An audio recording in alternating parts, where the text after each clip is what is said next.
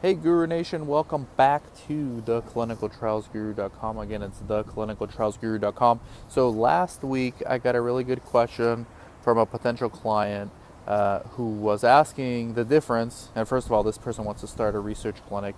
They were asking for the difference between enrollment length and study length. And they're two completely different things. So whenever you get a study, there's usually an enrollment window. That enrollment window, if you're an add-on site, may be as little as a few weeks.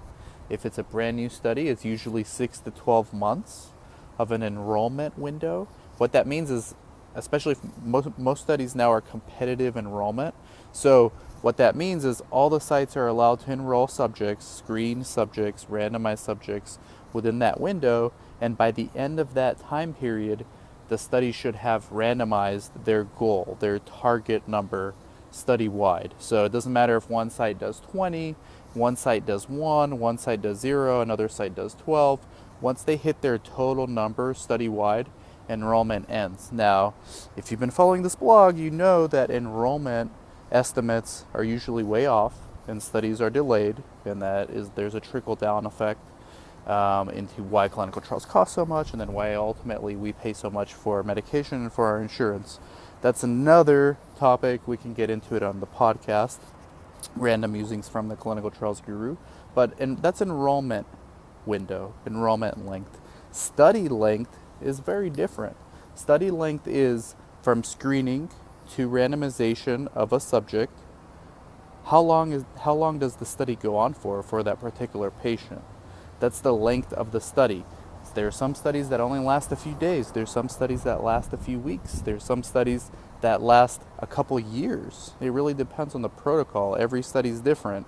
Enrollment length is how long sites are allowed to screen and randomize subjects. So if you're screening someone on the last day of an enrollment window, let's say study-wide, let's say there's 30 sites, and the target is 400 subjects randomized or 400 subjects screened, and usually it's randomized. 400 subjects randomized, and there's 390. So if you're a research site, you know that there's only 10 more spots left until they close enrollment for all the sites. So you probably should screen, and typically, as long as the patient's in screening window, they'll let you randomize the patient even if they reach their target. So let's say you screen someone, the target of 400 patients has been reached. Your patient is about to randomize next week. He's going to be number 405. They'll typically let you randomize them.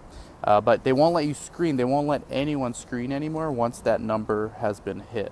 So that's enrollment window. Study and enrollment timeline. Study window, study timeline is based on how long the study is once a patient screens to when they're supposed to complete the study.